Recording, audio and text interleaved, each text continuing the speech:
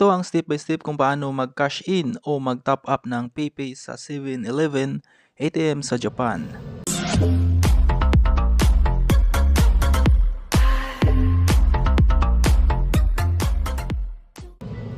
Tap QR Chaji.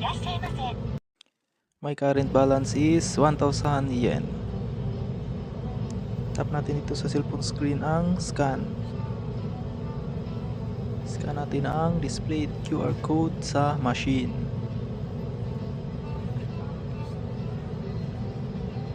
Tap next.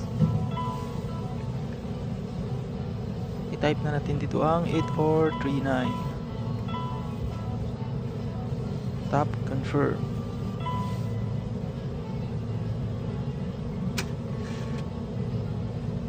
Confirm.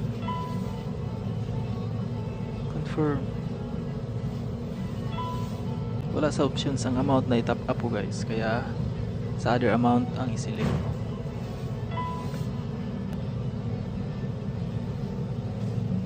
Ang i-top up ko dito guys ay 8,000 yen. 8,000 then select yen.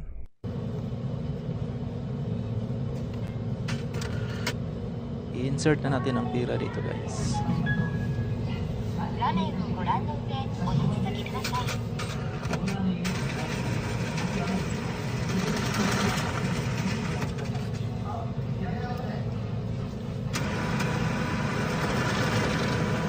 Confirm.